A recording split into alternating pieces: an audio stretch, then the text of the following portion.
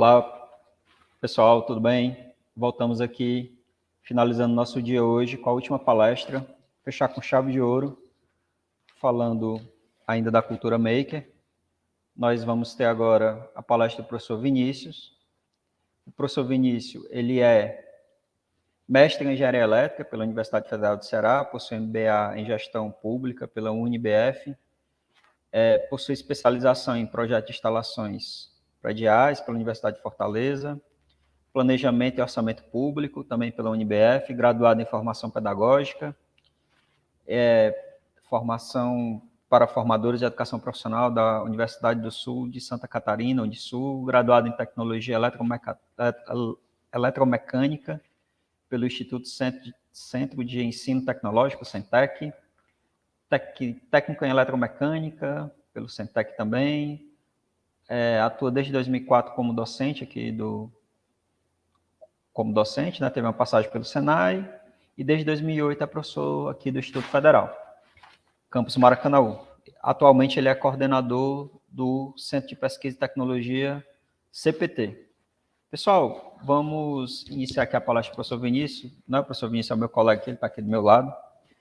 Então, queria dar os parabéns aqui pelo professor Vinícius ter convidado a ter se disponibilizado também. O professor Vinícius, ele organizou, fez o meio de campo com os outros palestrantes, né? Queria dar esses agradecimentos para ele e dizer que vocês são privilegiados também por ter, né, acompanhado esses três grandes palestrantes, né? O professor Sandro de manhã, esses três agora à tarde, para a gente fechar agora com chave de ouro essa questão da cultura maker.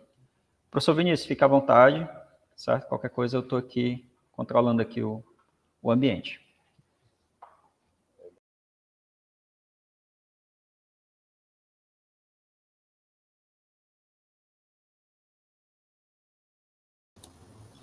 Alô?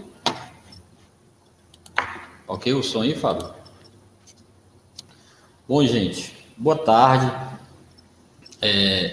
Fábio, meu nome é Vinícius, né? Sou professor aqui do campus Maracanaú. Vou dispensar aqui apresentações, o professor Fábio já o fez, né? E eu tive Fábio me deu essa missão aqui da gente continuar fazendo esse debate sobre cultura maker.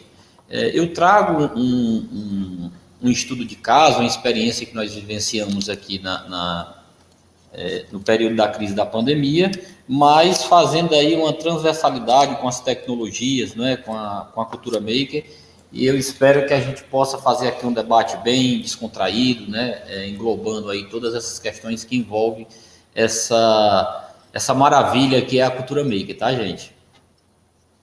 Bom, então o título é um pouco extenso, mas eu vou procurar abordar todos os temas aí que foi colocado no título da apresentação. Possa ser que eu seja um pouco repetitivo, mas a gente parte do princípio que nem todo mundo esteve nas outras palestras, de repente tem alguém que está só nessa palestra agora, esse vídeo vai ficar no YouTube para as pessoas verem a posteriori, então eu preciso fazer esse preâmbulo, né? Cultura maker, descomplicando, não vou estar aqui fazendo muito discussão conceitual, etc., mas a rigor ela traz, eu trouxe aí 4 frases, né, que definem bem essa questão da cultura maker. Faça você mesmo, vá lá e faz, né? Se vira, faça com as próprias mãos. Então, é um pouco aí meio de botar a mão na massa, de fato, né? Ela tem 4 pilares. É óbvio que essas questões, elas não necessariamente elas têm um grau de amplitude, mas é interessante que para você entrar, fazer uma discussão e passar a ser um maker, é interessante você ter esses 4 pilares aí como princípio, né? Criatividade, vou falar um pouco de criatividade, colaboração, sustentabilidade, escalabilidade e escalonamento, né? A possibilidade de você transgredir aí os limites da sua atuação e poder fazer com que essa sua ideia, esse seu conhecimento chegue a mais pessoas, né? Eu peguei uma definição aqui, gente, de criatividade, não vou entrar muito no detalhe, porque não é da minha área aí, não vou entrar nessa parte de neurociência nem da psicologia, né? Mas só a definição do dicionário: inventabilidade, inteligência e talento, natos ou adquiridos, né? Não vou ler o resto da definição, que aqui eu já me sinto contemplado, essa questão de natos ou adquiridos. É óbvio que as pessoas têm habilidade diferente, uns têm mais criatividade, outros não, mas o que importa para nós aqui é que essa criatividade ela pode ser estimulada. Então, é o que importa aqui para a Cultura Maker, é essa possibilidade de a gente estar estimulando, né, a questão da criatividade. E esse estímulo, ele passa principalmente pela observação e pela experimentação, que é o que está ali dentro do cerne da Cultura Maker, que é o experimentar, né? Você colocar a mão na massa, é você tentar, né, insistir, pelejar ali e ir criando, mesmo que ser uma perspectiva de que vai dar certo ou não, mas que você possa melhorar isso depois.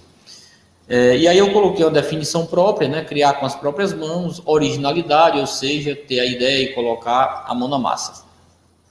Colaboração, trabalho em equipe, com participação de todo mundo. Eu estou falando isso aqui quando a gente sempre, né, a ideia do Make é que você sempre estará em rede, mesmo quando você está sozinho. Eu posso, que é o que nós vamos fazer agora, né? Essa é a nossa proposta. Eu estou trazendo uma ideia, um estudo de caso que foi criado sozinho, mas que a gente está aqui, em alguns momentos, inclusive nesse, socializando, né? Colaborando com vocês e com outras pessoas que já participaram dessa colaboração, para que a gente possa expandir essa ideia. Dentro de uma lógica do open source, né? Fonte aberta. Esse termo é mais usado em programação, mas ele dá uma ideia de que a minha ideia ela não é particular, né? Ela não é privada. Eu tive essa ideia, mas eu estou compartilhando e você pode replicar ela sem nenhum problema, inclusive trazendo melhorias para o que já foi feito, né? Sustentabilidade, evitar desperdícios, há insumos com custo otimizado dentro das soluções possíveis para determinada ação. Usar da criatividade para aproveitar materiais. Então, sempre que possível, né, aproveitar o que já se tem, uma mistura aí de professor Pardal, né, quem lembra aí do desenho do professor Pardal, com o MacGyver, que era um filme também, que o cara era muito engenhoso no aspecto de pegar o que tinha ali no ambiente e se virar e fazer suas invenções, né? Escalabilidade / escalonamento. Tudo que é criado pode ser replicado, multiplicado em qualquer lugar a priori. Ou seja, a capacidade que você tem de criar uma coisa e transmitir ela de forma fácil, de maneira que ela possa ser replicada em outros locais por outras pessoas sem maiores dificuldades, né? Como eu coloquei aqui, ser produzida em escala de forma difusa e com baixo custo. Bom, pessoal, eu fiz esse preâmbulo todo para a gente poder introduzir o nosso debate, e eu finalizo aqui com essa questão das tecnologias. Trago também uma definição do dicionário, teoria geral ou estudo sistemático sobre técnicas, processos, métodos, meios, instrumentos de um ou mais ofícios ou domínios da atividade humana. Então, existe alguns conflitos, algumas confusões com determinadas ideias, né? Ciência é uma coisa, tecnologia é outra. A ciência, ela investiga o porquê das coisas e estabelece teorias, né, que são ali consolidadas entre os pares, e ela passa a ser referência para a humanidade. A partir do momento que eu pego esse estudo da ciência ou não e coloco ele na prática, eu estou falando da ciência ou não, porque existe tecnologia que não necessariamente passou pelo rigor científico, né? Quando eu faço uma rapadura, eu tenho uma tecnologia em fazer uma rapadura. Quando se lava uma roupa, existe uma tecnologia em lavar uma roupa. Quando você desenvolve qualquer habilidade humana que você está ali fazendo com as mãos, e você tem um procedimento, você tem um passo a passo, você tem, vou usar aqui um ditado popular, uma receita de bolo a seguir, a gente diz que tem uma tecnologia. Então, a tecnologia, ela é um método, é uma forma de fazer. Então, ela dá esse viés prático para você resolver soluções do dia a dia que venha a trazer uma melhoria, uma resolução de um problema da humanidade, né? Então, isso é o que é tecnologia. Para a gente não achar que tecnologia ela é só o que se tem de mais moderno, né? A palavra tecnologia e digital, nas últimas décadas, ela está muito vinculada ao que se tem de tecnologia de ponta. A tecnologia ela tem suas divisões, né? E o que a gente tem de tecnologia de ponta é o que se está pensando para ir para o espaço, o que se está pensando para trabalhar com internet, o que está pensando em smartphone, em computador e etc. Não necessariamente é isso.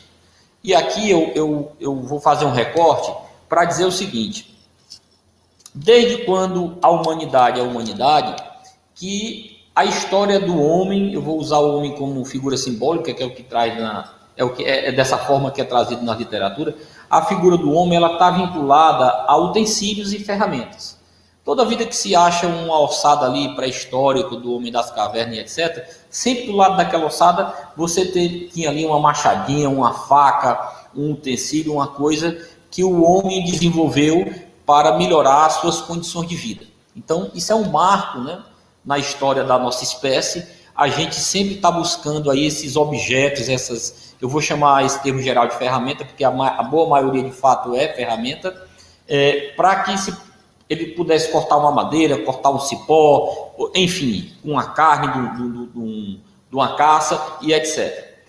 Existe uma mudança de quebra de paradigma quando o homem conseguiu pegar essa ferramenta e colocar na máquina, né? Colocar ela numa máquina. Eu vou fazer um resgate histórico curto para a gente também não desviar o nosso assunto, né? Até porque a gente vai discutir cultura make, mas cultura make também é história, tá, gente? Nós temos alguns marcos evolutivos do ponto de vista do conhecimento da humanidade, né? Ou as revoluções, ou as ondas, como quem queira chamar, né? Onda do conhecimento. Tem até um autor famoso aí, um dos futuristas mais bem conceituados do mundo. Eu estou até usando uma frase dele no final da minha apresentação, que é autor aí de um livro chamado A Terceira Onda. Ele traz um pouco aí desse resgate histórico do que é que nós vivenciamos aí com a terceira onda, que em paralelo tem uma relação direta com a indústria 3.0, né? Então, na realidade, pessoal, a primeira grande revolução que nós tivemos foi a revolução agrícola, né? Essa revolução agrícola, só a contextualização, ela tem ali uma parcela gigantesca antes de Cristo, né? A revolução agrícola ela é 10 mil anos antes de Cristo, né? Foi quando o homem, parte da humanidade saiu da condição de nômade e passou a sair um pouco da lógica da caça e da coleta e passou a desenvolver a agricultura. Então, você tem aí essa revolução agrícola antes de Cristo e tem a revolução agrícola contemporânea, que ela culmina ali entre o século XVIII e o século XIX, muito próximo ali também da Revolução Industrial. Então, saindo da Revolução Agrícola, que foi a grande primeira revolução que teve na humanidade, nós temos a Revolução Industrial, que tem como marco duas figuras simbólicas, a máquina a vapor e o tear, né?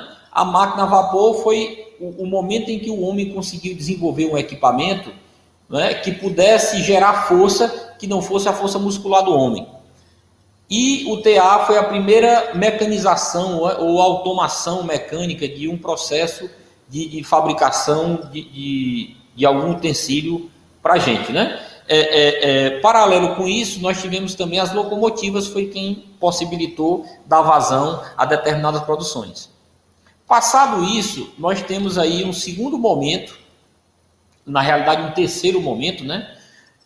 Foi quando a energia elétrica e os combustíveis fósseis foram usados em maior quantidade e deu um boom também na evolução da nossa espécie.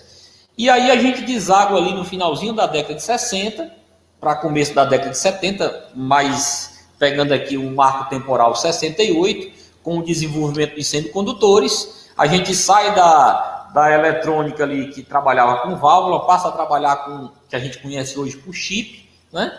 A gente tem uma grande mudança também na questão da saída dos tipos de controle, que sai de uma lógica de centralizado para distribuído, e a gente passa a viver a era da informação, né?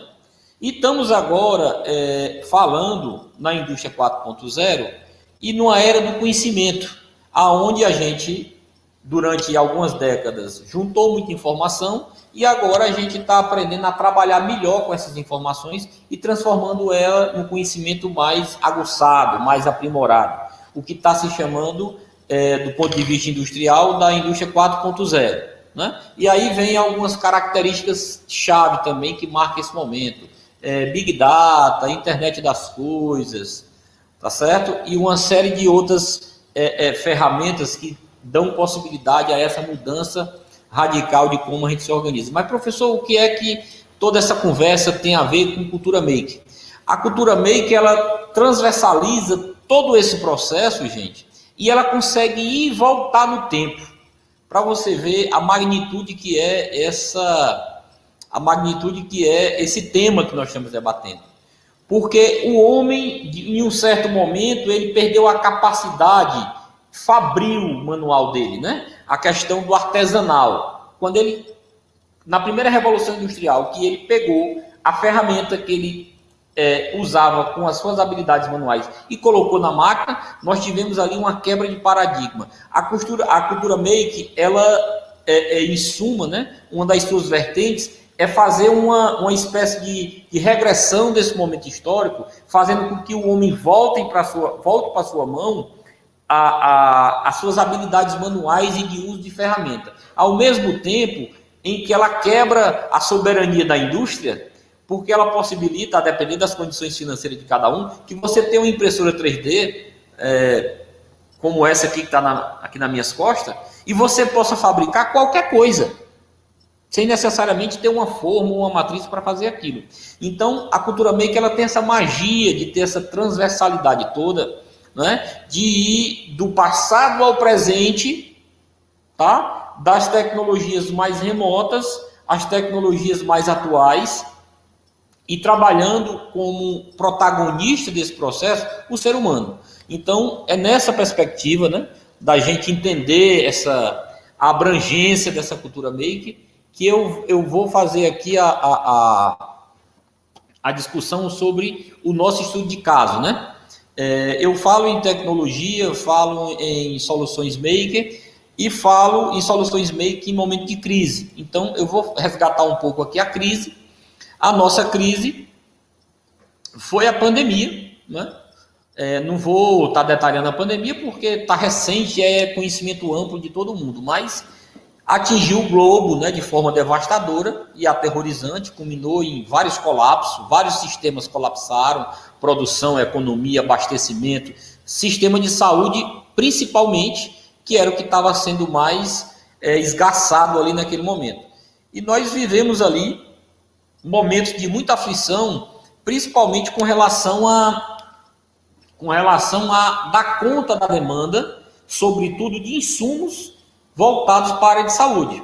EPI, álcool gel, né, a corrida pela vacina, o desenvolvimento de respiradores e uma série de outros fatores também que é de conhecimento amplo de vocês. E aí, naquele momento, né, a gente na solidão do isolamento, tá? Na solidão do isolamento e tentando ajudar, olha, a gente estudou, queria fazer uma faculdade, queria ser professor, para tentar melhorar o mundo. E a gente está no meio de uma crise. O que nós vamos fazer agora para melhorar o mundo? Era essa pergunta que eu me fazia, né? Porque eu estava dentro de casa, sem os recursos da instituição, sem recurso financeiro, mas eu tinha uma coisa que era inerente a mim, que foi trabalhada durante muitos anos, que era a minha criatividade, né? Trabalhada nas cadeiras da universidade e também na minha infância. Eu estava até dizendo aqui o professor Fábio, nós somos de uma geração maker, né? Quem tem aí 4 décadas ou um pouco mais é de uma geração maker. Quem tem essa idade e não tinha condição para comprar brinquedo, até porque nessa época brinquedo era coisa cara, hoje em dia brinquedo é acessível a todo mundo, mas quem era pobre não tinha dinheiro para comprar brinquedo. Então a gente fazia nossos próprios brinquedos. Era carro de lata, era cavalo de talo de carnaúba, enfim, uma série de outras brincadeiras que a gente inventava ali, e a gente já nasceu maker, né? Pelas próprias condições do mundo e sociais que nós vivenciamos naquele período. E aí, o que é que eu tinha o que é que a gente tinha naquele momento? A indústria convencional não conseguia atender, né? Existia um problema sério de insumos, de trabalhador que não restrito, porque fecharam, né? Boa parte dos locais estavam fechados, não estava produzindo, tinha que ter o isolamento, não é? E nós já tínhamos naquele momento também uma corrida com relação à impressora 3D. Para você ver como a própria cultura maker, ela tem os seus elementos chaves, ela tem seus marcadores, mas ela não é só seus marcadores, né? Dois grandes marcadores da cultura maker, hoje, atualizando a questão da cultura maker, é a impressora 3D e um corte a laser. Mas eu posso ser maker sem nenhum equipamento, porque um dos pilares da cultura maker é ser criativo. Então, o equipamento ele é um acessório, né? O ouro do processo é a criatividade das pessoas. E aí a criatividade, dentro daquela lógica do estímulo, ela requer o conhecimento que você tem de equipamentos, acessórios, parafusos, enfim, de toda essa parafernália que você pode encontrar no mercado, e você chegar a olhar assim numa loja de ferragem e dizer, o que é que você está procurando? Isso não sei, né? O professor Isamar até falou isso aqui, eu vou até parafrasear o que ele disse. O que é que você está achando? Estou procurando isso, eu não sei. Eu tenho um problema e vim aqui achar uma solução. E você começa a olhar o que tem ali e uma hora você encontra uma solução. E esse exercício, né, da observação e da experimentação é que faz dos makers pessoas criativas. Tá? E aí as impressoras 3D, embora elas sejam uma grande ferramenta, né, de uma capacidade construtiva enorme, mas ela tem suas limitações, né? A impressora 3D, ela é um equipamento para prototipagem rápida. A prototipagem é rápida, a produção não é. A impressora 3D, ela tem uma produção lenta. É tanto que as instituições que fizeram protetores faciais, que é a nossa proposta aqui, usando impressora 3D, algumas delas juntaram 9, 15 impressoras 3D para poder ter uma produção razoável e conseguir atender uma certa demanda naquele momento.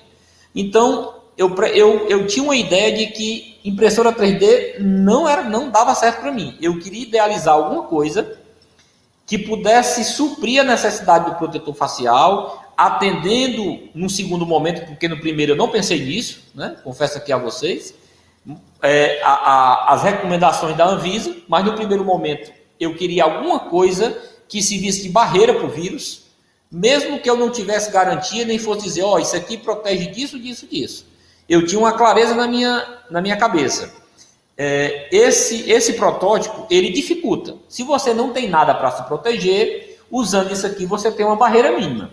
Até onde essa barreira vai de proteção, eu não tenho conhecimento científico, nem tecnológico nesse momento para lhe dizer. Né? Isso era a ideia central do protótipo. É óbvio que no segundo momento, quando a gente melhorou esse protetor, passou a fazer ele com acetato e abraçadeira de nylon, aí não, nós já estávamos atendendo essa resolução da Anvisa e etc, mas eu vou discutir isso logo lá na frente com vocês.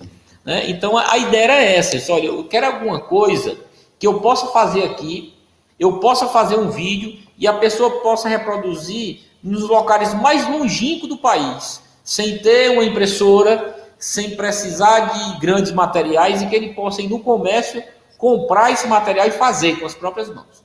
Né? Essa era a minha ideia central. Tá? Era a minha ideia central nesse primeiro momento. Bom, então está aqui, né, a questão dos desafios. Não sei se já tem um delay aqui entre... não sei se a palavra desafio já está aí, Fábio. No meu aqui não está aparecendo. Era criar a solução, criar a solução com pouco ou nenhuma dependência de equipamento sofisticado, como eu já disse, não desmerecendo, né, a importância que as impressoras 3D teve nesse processo. Mas a impressora 3D ela já estava posta. Eu queria uma outra alternativa que viesse a somar, né, que fosse de baixo custo, que pudesse ser de simples replicação, né, utilizando materiais existentes do comércio. E essa opção de atender as recomendações, ela já apareceu no segundo momento. No primeiro momento eu nem pensei nisso. Tá? Então, gente, eu parti disso aqui, tá certo? Eu parti disso aqui que está nessa foto. Um balde Isso aqui é um galão de tinta, um galão de 3,6 litros, um pedaço de arame, umas abraçadeiras de nylon pequena e uma garrafa PET. Essa garrafa, ela é só ilustrativa. Eu não usei essa garrafa porque ela tem um perfil anatômico e aí o plástico dela não servia para o visor. Eu precisava de uma garrafa que ela tivesse uma área reta, né? Uma região paralela mínima para que eu pudesse fazer o visor, tá? Eu não queria estar aqui fazendo propaganda de marca nenhuma, mas eu vou falar de alguns refrigerantes que tem esse tipo de embalagem. Guaraná e refrigerante de laranja, né?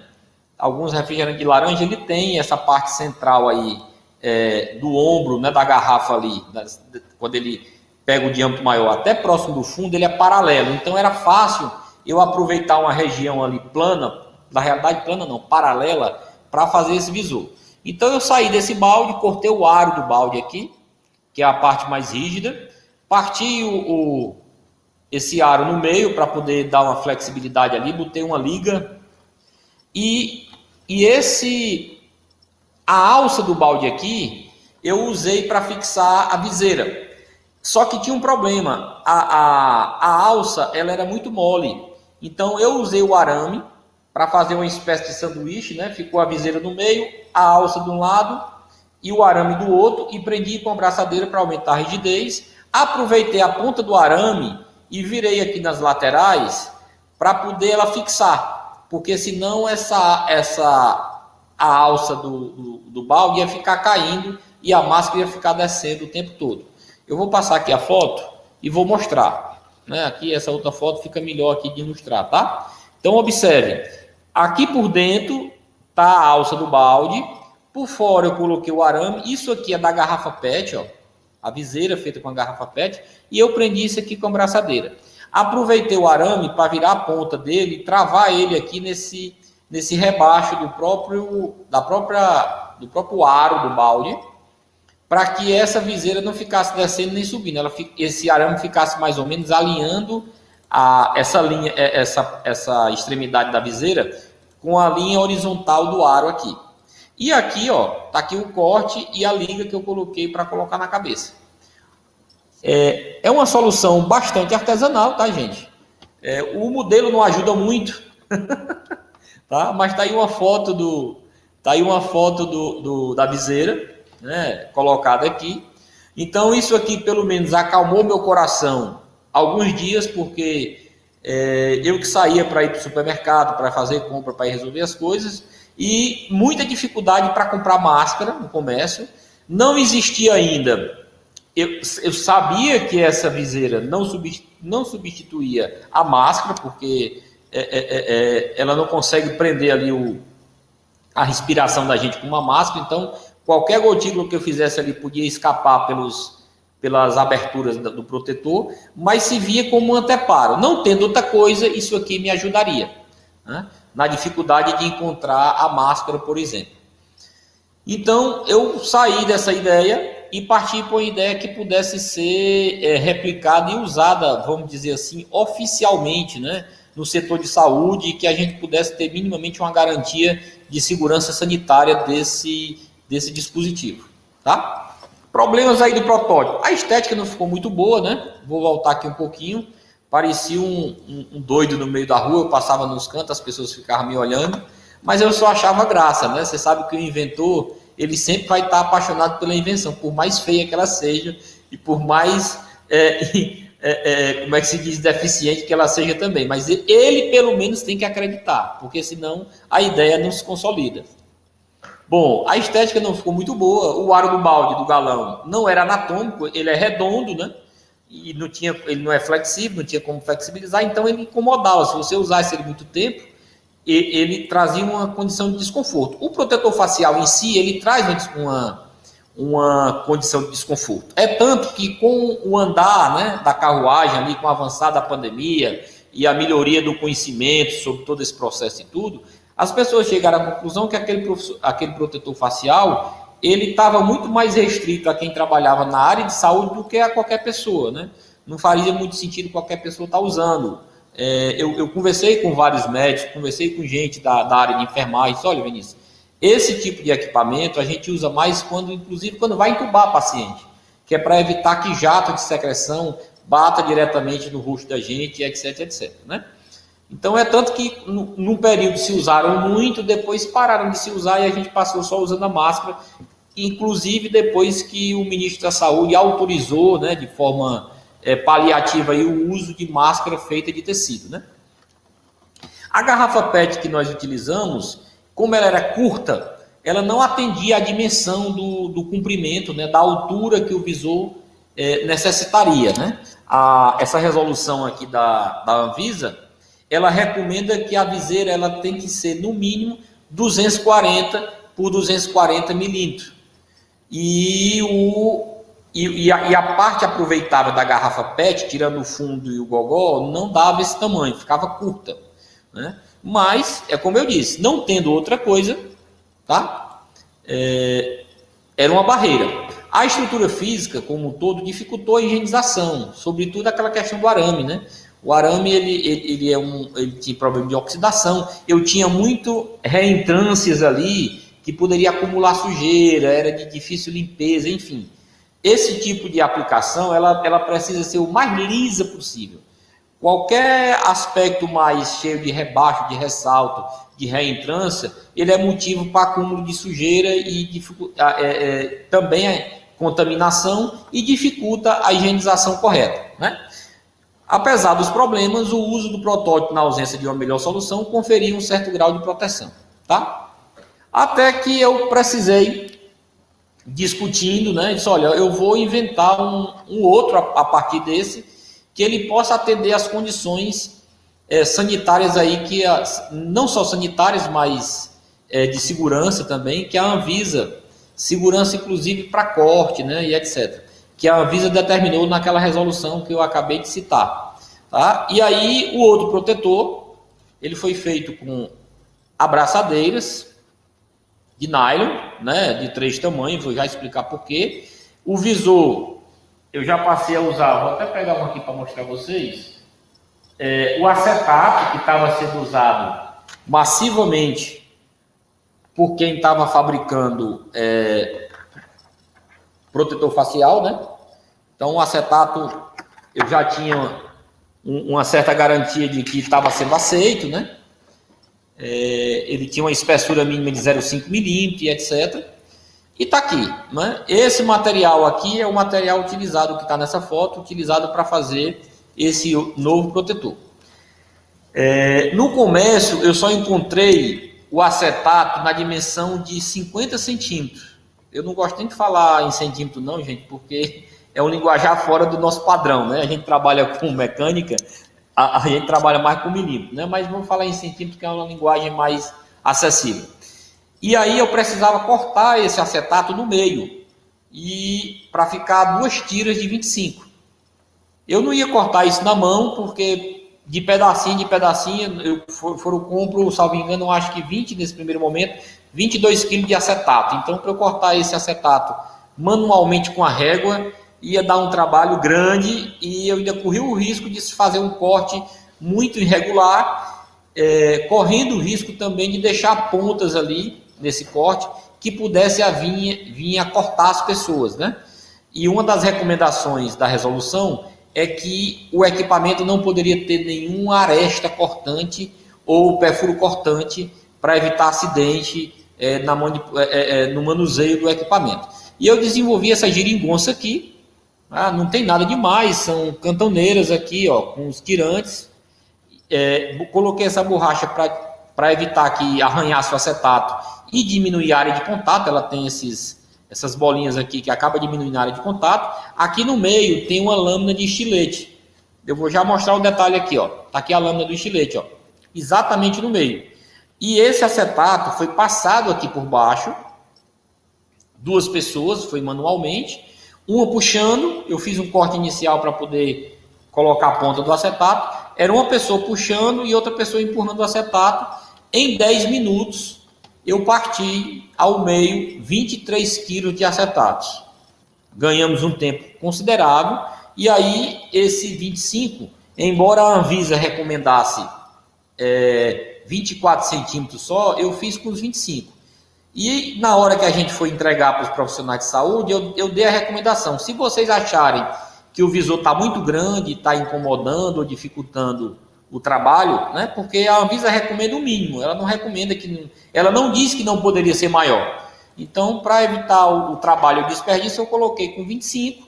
Quem quisesse usar com 25, bem. Quem quisesse achasse que estava muito grande, poderia cortar ali, né, 1 centímetro ou mesmo diminuir, e não ia mais atender as recomendações da Anvisa, mas isso passava a ser responsabilidade do próprio profissional de saúde que fizesse isso e não mais nossa que tínhamos desenvolvido essa solução.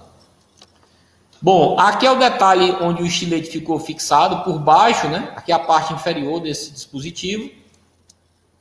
E tá aqui, gente, ó, o protetor. Eu vou até aproveitar aqui para ilustrar ele, tá? Eu tô com ele aqui, uma unidade dele, ó. Elástico, né? Nós usamos, né? Eu não, porque foi a equipe, né? Eu tive a ideia, mas quem fez as unidades foram a equipe. A própria cabeça, né? A prendedora aqui da abraçadeira de nalho, nós usamos ela para prender o elástico, né? Um elásticozinho.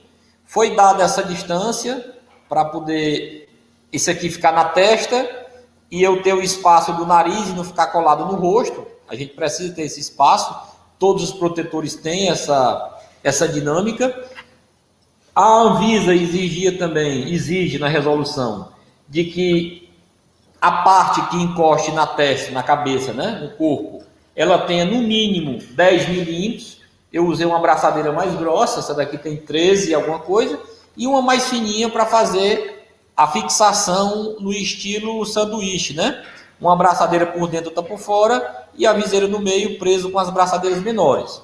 Essas abraçadeiras menores, a parte da trava dela, né, da cabeça que prende, todas são para dentro, para evitar que você pode passar a mão aqui tranquilamente, você não vai ter ponta de abraçadeira para se cortar nem se arranhar, tá? Se alguém por um acaso quiser colocar a mão lá dentro para encostar, aí já é uma outra história, mas é possível você higienizar todo o visor sem ter risco de mergulhar ele numa solução e sem ter risco de se arranhar, tá certo? Vou finalizar aqui colocando ela na cabeça aqui para vocês verem, ó. Então tá aqui o visorzinho, né? Ele tem uma vantagem em relação aos que são vendidos no comércio e os que foram feitos na impressora 3D. Ele é totalmente anatômico. Pelo fato da abraçadeira ser flexível, ela encaixa bem direitinho, ó, no contorno da sua cabeça, né? Ela encaixa bem direitinho no contorno da sua cabeça e não fica ali com concentração de pressão num ponto específico ali da cabeça como tudo, certo? Essa daqui foi uma versão com capacete. Eu cheguei a fazer algumas unidades, não só para o pessoal da construção civil, mas eu também cheguei a fazer. Isso aqui é um protetor híbrido, tá, gente? Ele é no capacete, mas observe que ele tem aqui atrás o elástico. Se no final de semana o cara fosse no supermercado, precisasse utilizar no outro canto, ele era só cortar essa abraçadeira pequenininha aqui, ó, e soltar o visor do capacete e usar o visor como se fosse esse visor aqui. Tá? Então você tirava o visor, colocava no capacete, usava ele com o capacete ou só o visor. Eu cheguei a fazer alguns modelos desse aqui com capacete branco para gente que trabalhava na linha de frente, né? Principalmente para umas profissionais que trabalhavam na UPA, lá na cidade de Quixadá. Elas pediram para fazer dessa maneira porque com o capacete já protegia também os cabelos, né? Era uma forma de prender os cabelos e evitar que alguma coisa, alguma gotícula, alguma coisa caísse nos cabelos ali. Era uma proteção mais ampla. Então eu fiz algumas unidades dessa para o pessoal da área de enfermagem, tá certo? Só que com capacete branco, né? Tá aí, esse aqui especificamente é meu, eu fiz com a viseira de garrafa PET, mas os que eu fiz para o pessoal dos profissionais de saúde da construção civil, eu fiz com acetato, ok? Bom, pessoal, Feito essa adaptação, né, essa adequação dessa proposta à resolução da Anvisa, a gente usou as braçadeiras de nylon, o protetor ficou confortavelmente anatômico, mais resistente, né? Essas abraçadeiras são muito resistentes. O protetor facial convencional que se compra no mercado e os que fizeram impressora 3D, o suporte, o aro, ele é rígido. Então, se você fechar ele aqui, ele quebra. Tá? A depender de como se você fizer isso, ele quebra. A depender de como você manipule na hora da lavagem, você pode quebrar. Então, ele acaba que esse protetor é bem mais resistente do que os protetores comerciais, né? É fácil de higienizar, uma estética boa, né? Eu andava, né? Não ando mais porque não tem mais necessidade. Andava com ele tranquilamente, as pessoas não viam a diferença de que era um produto um tanto quanto artesanal. Foi usado acetato para atender às dimensões da viseira, recomendado pela resolução da Anvisa. E aqui é a lista de material, tá, gente? Utilizado para fazer a abraçadeira mais larga que fica na testa, 13,7 milímetros. Esse é o tamanho dela, mas a gente corta, não usa todo, corta um pedaço. A que prende a viseira, que ela fica mais avançada, de 9 milímetros. As abraçadeiras pequenas, de 2,5 por 108, 12 unidades. E a folha de acetato, nesse caso aqui, nós usamos 330 para poder fechar mais, ó. Você vê que ela não é só na frente, ela fecha, ó. Ela pega aqui até próximo, mais ou menos, ali a região da orelha. Quando você coloca ela aqui, porque a orelha também é uma região, o ouvido, na realidade, é uma região, protege até os ouvidos aqui, próximo ao ouvido. Porque a depender da inclinação que tem a sua cabeça, o pessoal, quando vai fazer intubação, pode ter algum jato de secreção e você está com o rosto protegido, mas bate no ouvido e aí a contaminação vai acontecer de qualquer maneira. Essa viseira aí, ela também confere uma certa proteção aos ouvidos. E um custo unitário de R$ 7,00. E é óbvio que aqui não tem mão de obra, isso aqui foi uma ação solidária, né? Vou já explicar aqui a questão da ação solidária, de R$ 7,30. Para ser um processo artesanal sem utilização de máquina, é um valor consideravelmente baixo. Bom, dentro dessa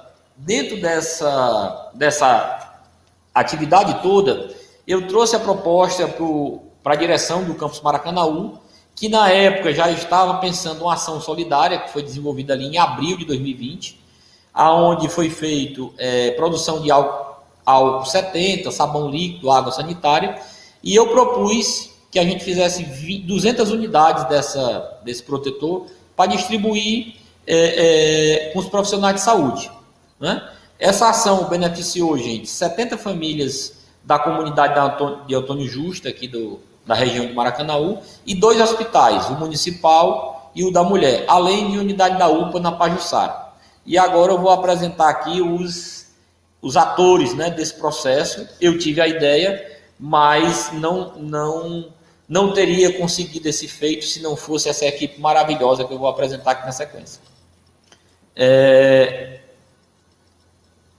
A equipe foi composta pelo professor Adriano Holanda, professor nosso aqui da indústria, professor Antônio Barbosa, também aqui do Departamento da Indústria do Campus Maracanaú, e 2 alunos que sempre estão conosco aqui nessas ações, o Bruno de Lima e o Francisco Ronils. Está aqui a produção em massa, né? Nós criamos aqui um regime de produção em série, né? Foram 200 aqui esse rolo aqui foi o rolo resultado do corte do acetato daquela máquina que eu apresentei inicialmente, tá? Então tá aqui só os aros, né? Só os arcos dos protetores. Aqui aqui já estava cortada as unidades das viseiras e as máscaras já prontas, né? Arrumadinha aqui de 5 em 5, tá? A abraçadeira, o elástico, enfim. Eu trouxe aqui algumas fotos para vocês sentirem um pouco, né, dessa ação, Tá aqui os nossos 2 alunos, o Bruno e o Ronilson, né? Trabalhando. Nós levamos 2 dias para fazer esse trabalho todo. E um dia, né, no primeiro dia, foi para fazer a preparação, fazer a individualização das viseiras, porque o rolo estava inteiriço, e praticamente nós fizemos isso aí, fizemos os arcos aqui, né, ou os chicotes, como eu chamei no dia, o chicote de abraçadeira, que ia pegar a viseira, e também se viu esse primeiro dia para a gente fazer uma espécie de treinamento. Foi o momento da cooperação, né, aliás, da colaboração. Foi um momento de transferência de tecnologia. Eu peguei toda a ideia que eu desenvolvi na minha cabeça e transferi esse conhecimento para eles. Fiz uns vídeos prévios, que inclusive o professor Fábio botou lá na inscrição, né? Na plataforma de inscrição. E eu recentemente, agora à tarde, já criei um canal, tá, gente? No YouTube, eu vou já compartilhar com vocês. E vou disponibilizar os vídeos lá para quem queira ver, né? Como foi simples aí, depois de pensado, né? O desenvolvimento desse equipamento. Tá aqui a equipe, da esquerda para a direita, eu estou aí com a touca, de boné o professor Antônio Barbosa, de blusa preta o Ronilson, a blusa goiaba ali de boné também preto, o professor Adriano, e com as máscaras na mão e blusa azul, o Bruno de Lima. Tá? 2 dias nós confeccionamos 200 face shield sem utilizar nenhum equipamento sofisticado, a não ser ferramenta manual. Para se conseguir uma produção dessa usando impressora 3D, nós precisaríamos de algumas unidades, né, de impressora 3D funcionando 24 horas para poder dar essa vazão de produção. Replicabilidade, né, e escalabilidade, que é o último pilar aqui da questão da cultura make que eu trouxe para vocês, né? Com apenas vídeos curtos e algumas explicações, a equipe conseguiu produzir os protetores rapidinho, tá? Eu tive feedback porque esses vídeos eu compartilhei com algumas pessoas e nas redes sociais. Eu tive feedback de que as pessoas conseguiram reproduzir não só aquela proposta inicial com o aro do balde, mas esse protetor facial utilizando o acetato e as abraçadeiras, as pessoas conseguiram reproduzir, inclusive em outros estados, né? As pessoas entraram em contato comigo me agradecendo só, eu vi seus vídeos aqui, consegui reproduzir a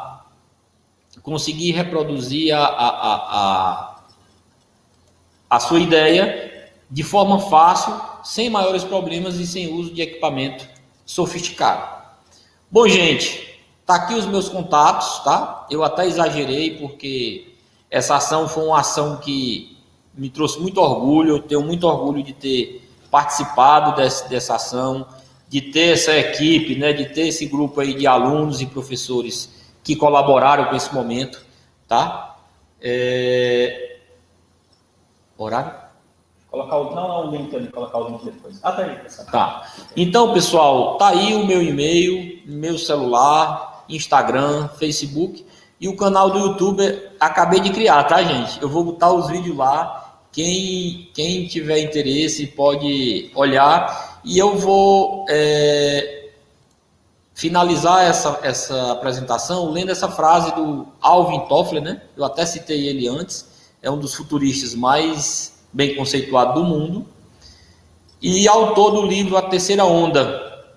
Ele diz o seguinte: o analfabeto do século XXI não será aquele que não sabe ler nem escrever, mas aquele que não for capaz de aprender, desaprender e reaprender. Então, essa pandemia nós precisamos desaprender, nos largar do comodismo de algumas tecnologias fáceis e nos resgatar, não é, as habilidades manuais e ao conhecimento e ao desenvolvimento da criatividade para buscar soluções para esse enfrentamento. As grandes soluções que nós utilizamos nesse período, elas não foram inventadas nesse período, elas já existiam e nós ignorávamos essas soluções, né? O sistema remoto e uma série de outras soluções, o isolamento social, o uso de máscara, todo esse conhecimento, ou essas tecnologias que foram as principais que foram usadas no combate a essa tragédia social, não foram inventadas agora, mas a gente tinha deixado ela do lado, por estar sempre ligado no moderno, no que foi lançado amanhã, e etc, etc. Então, atendemos aqui, nessa ideia, os 4 pilares da cultura make. Criatividade, né? Colaboração, sustentabilidade e replicabilidade ou escalonamento. Então, é uma ideia bacana que tem aí a cultura make na sua essência, né? E faz parte do DNA do IFCE Campus Maracanaú. Muito obrigado pela atenção de todos e estou aqui disponível para as perguntas, né, Fábio? Isso. Eu pedi só para explicar uma coisa, para lembrar. Muito bem, o professor Vinícius, ele foi muito sábio nas palavras, né, nessa questão dos pilares. Então, seria a criatividade, a colaboração, né, a sustentabilidade e a replicabilidade. Então, isso aí tem tudo a ver com a nossa filosofia aqui do laboratório, né, e essas novas tecnologias que estão surgindo, que a gente chama de abruptivas, né, são tecnologias que tendem a romper o fazer a gente pensar fora da caixa, né, tá bom? Então, quero agradecer ao professor Vinícius, eu estou tentando aqui abrir a plataforma, mas ela não quer muito me ajudar. Eu ia perguntar para o Guilherme se ele tem alguma pergunta aí no YouTube que queira colocar aqui para a gente, certo? Mas, a priori, é isso, né? É essa questão da gente sempre ir pelo apelo da criatividade, né? Pegar um desafio, como o professor Vinícius falou, né? Da pandemia, de pouco recurso, né? As impressoras 3D também são muito boas, mas como ele bem comentou, a produção delas é baixa, o tempo de produção, está até com imprimindo aqui, ela realmente demora muito, e a gente tem que tentar, né? Vou até mostrar para vocês aqui o videozinho, tá imprimindo lá agora, eu botei para ficar monitorando, e controlando também a distância, né? Usando o IoT. Mas é isso, pessoal. Eu só tenho a agradecer, né, as palavras aí do professor Vinícius. Vou tentar fazer o sorteio de novo. A plataforma parece estar com raiva de mim aqui. Ela não está deixando... Eu fiz vários sorteios, né? Peço até desculpa para quem viu aí que pode ter recebido um e-mail duplicado ou um e-mail de alguém, sabe? Mas, Guilherme, tem alguma pergunta? Só para... Eu não estou acompanhando aqui no YouTube. Pronto, professor. Se tiver, eu compartilhar aqui a tela, né? Enquanto eu tentar fazer o sorteio aqui mais uma vez dos nossos últimos brindes, tá bom? Só para a gente terminar aqui a nossa tarde. Agradeço bastante o apoio do pessoal aí da comunicação do IFCE, né? Que fez com que esse momento fosse divulgado aí nas redes sociais, né? E tudo. E vocês estão vendo aqui, eu vou tentar dessa vez, né, pessoal, para se der algum probleminha aqui, a plataforma, mas eu acho que eu tentei, que eu já achei o caminho aqui para ela fazer esses sorteios corretos agora. Deixa eu só ver aqui agora. Agora deu certo. 84 pessoas, deixa eu ver aqui.